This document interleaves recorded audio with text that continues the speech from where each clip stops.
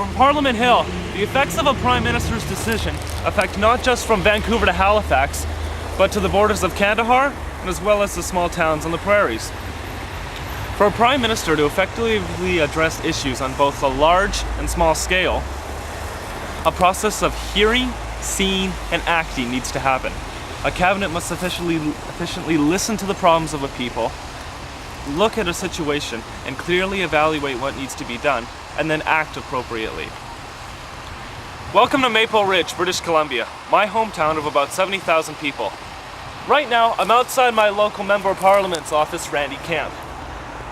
In just a few minutes, I'm going into a conference with Mr. Camp.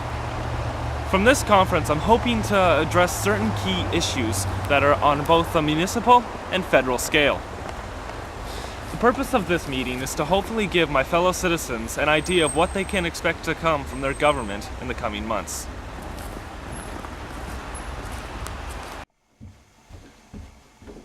So in a meeting that just occurred between Mr. Camp and myself, we discussed a variety of issues that deal with concerns that range from the shrinking ice pack in the Arctic to giving a boost to our educational system.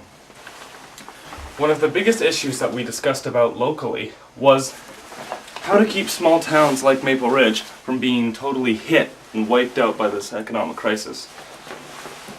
Mr. Camp described it as like getting a cold. It's inevitable when one part of the country gets affected that the other part is going to feel the impact.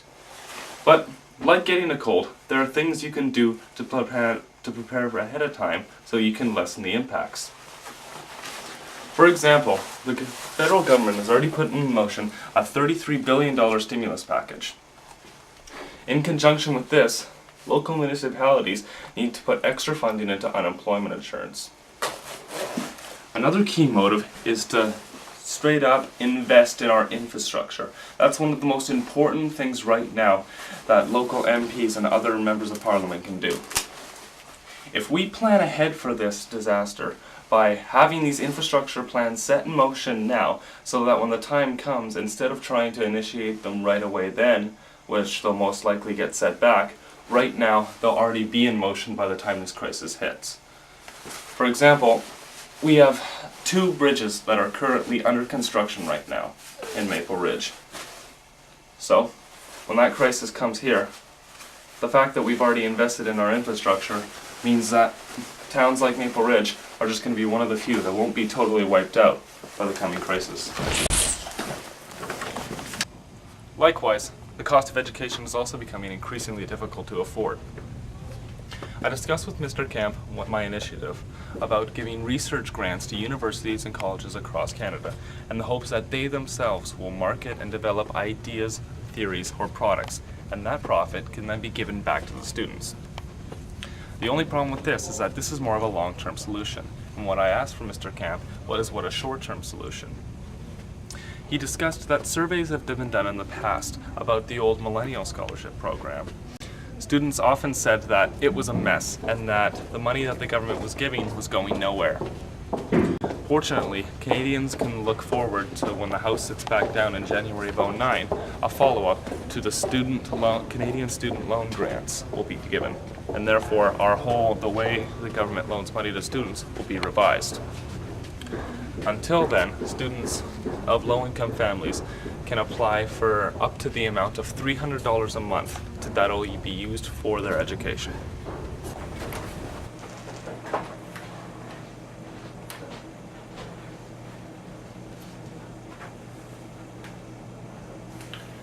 When a recent survey was done about countries controlling and reducing greenhouse gas emissions, Canada was ranked as only 59th. When I asked Mr. Camp what can be done about this, he talked about the Turning the Corner plan. This plan has a long-term initiative of absolute reductions down by 20% by 2020 and down by 50% by 2050. Though this plan is in no way associated with the Kyoto Accord, it has therefore gained some skepticism. It doesn't follow the same guidelines. Furthermore, a lot of the major companies that are contributing to the emissions output have claimed that the goals of the Act aren't realistic at all. And when I asked Mr. Camp, well, could the companies that do contribute to the larger emission and need to do more to change, could they be given exceptions for the time constraints, he said that was a possibility. I also questioned about my tax rebates and reforms. In order for those who drive fuel-efficient or hybrid cars, we can give tax breaks to. He said that might be possible, but in any case, he was very clear that he referred to the climate as a thermostat, and it's not just going to change by the flip of a switch. One thing's for certain though, and both him and me agree, that Canada needs to set an example for other countries. If we're going to change, we need to show them how to do it. Lately, there's been a lot of concern with the shrinking ice pack and other countries taking claim over Canada's north. Concerned about this, I asked Mr. Camp, and we discussed the matter. I feel that Canada should assert its position in the Northwest Passage.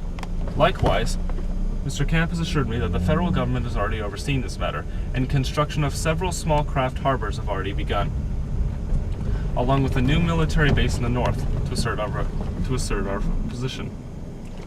However, the UN Constitution of the Sea states that if a country is to claim coastal waters along its borders, a claim must be filed within a specified amount of time.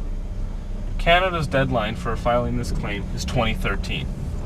However, Mr. Camp has already assured me that the federal government has already overseen this, and Canadians will be able to see a copy of this report long before the deadline is due.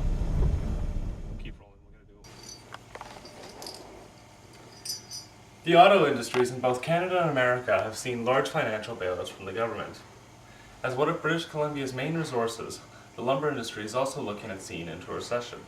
I asked Mr. Camp if it too could see a financial bailout, and he had this to say.